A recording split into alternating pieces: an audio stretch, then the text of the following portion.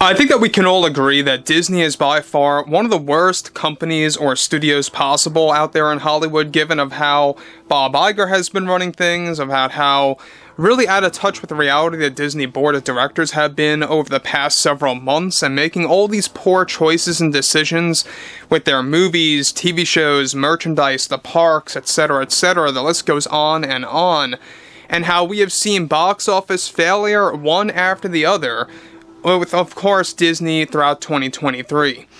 This is Mike Zero. Subscribe if you're new, and like this video to see future updates. I'm also on Twitter at Mike01. I thank you all so very much for the great and kind support, and let's get right into the subject, shall we? Now, we know that Disney has been making very bad choices, not just for Marvel, Star Wars, etc., but also for their Disney live-action remakes. And what's been going on right now with the whole Disney lockdown situation that we have been talking about here, there's been this lockdown, so to speak, a deep pause on all of the live-action adaptations. Basically because the board is trying to create a strategy about everything related to what's up and coming. We're going to be talking about this and why it very well easily is the worst news in decades for Disney, and how it could very well mean the demise of the company if they do, of course, move ahead with these plans and make it available to the general public. Let's get into all of this. So, what's interesting about this is that coming out of movies like Elemental, Little Mermaid, Indy 5, The Haunted Mansion, we also have the Marvels up and coming, as well as Snow White 2024. I mean, that is, of course, more than 4 box office failures combined that are really going to add up big time for Disney. However, this is where things get very complex, is that with Disney lately making very poor choices behind closed doors, one of the worst decisions was recently made by the board of directors that easily is the worst one of all in decades.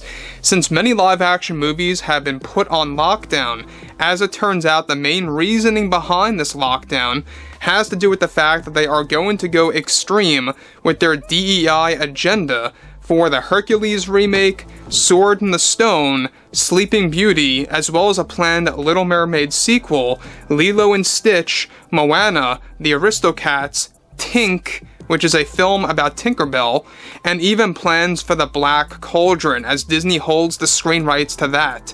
All of these projects are just a starting point where they are upping their DEI plan to force diversity agendas to a whole new level, to add to the list of oncoming Disney live-action remakes, and how it also involves a sequel to Cruella as well.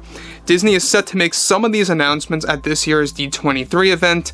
However, they will be keeping that limited depending on how long this lockdown lasts, to figure out how they will be implementing their DEI agenda into these Disney live-action remakes and sequels.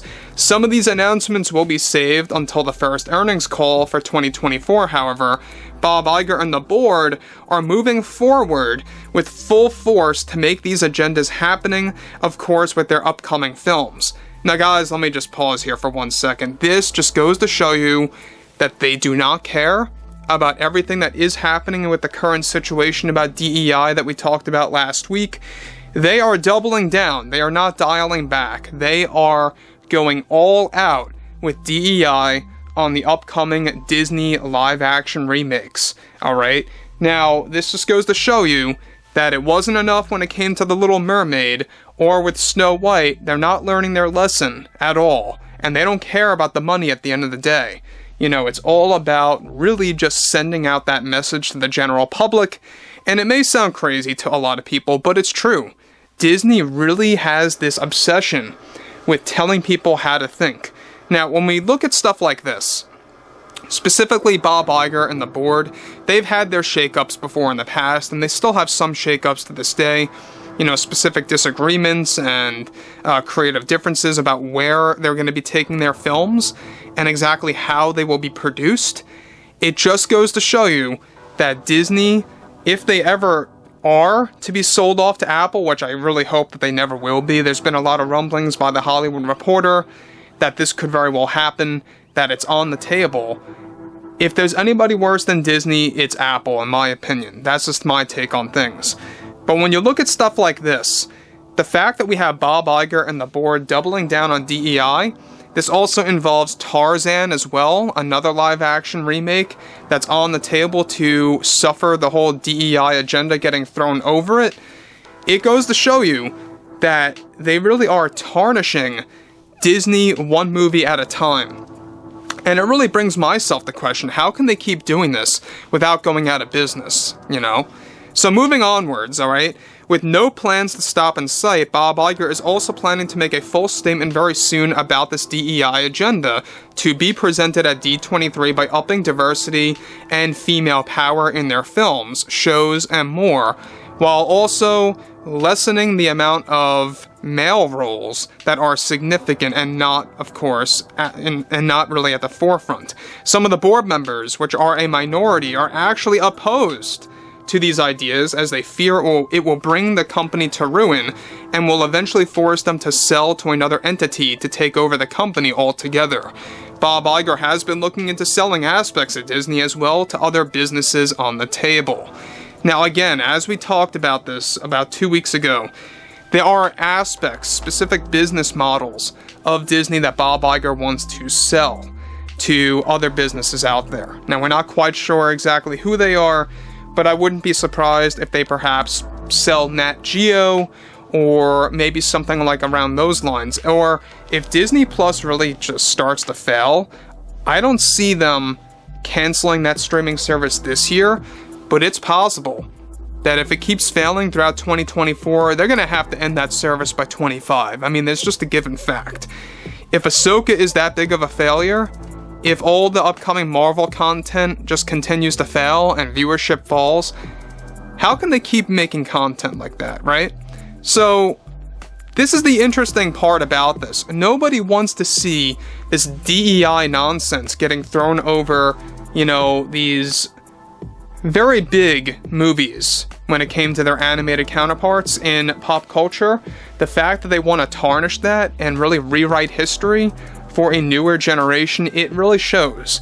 And with what Rachel Zegler said recently, you know, we talked about this in the last post, or the last couple of posts, about how she is very thrilled to see how Disney is embracing how Snow White is dismantling the original 1937, and how in her view, you know, Prince Florian, the love interest of the original movie, was a stalker, was a creepo, or was somebody that was just obsessing over Snow White. I mean, that's how crazy these actresses are, and these studio heads, these bigwigs really are at the end of the day.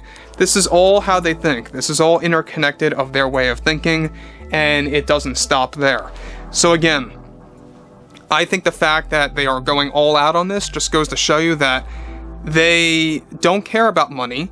They don't care about any of that. It's really just all about presenting their agenda in any way possible. So anyway, guys, I would really love to hear what your take is on below in the comments. And if you guys did enjoy the content for today, make sure to drop a thumbs up on this video to support the channel, and I will catch you guys next time.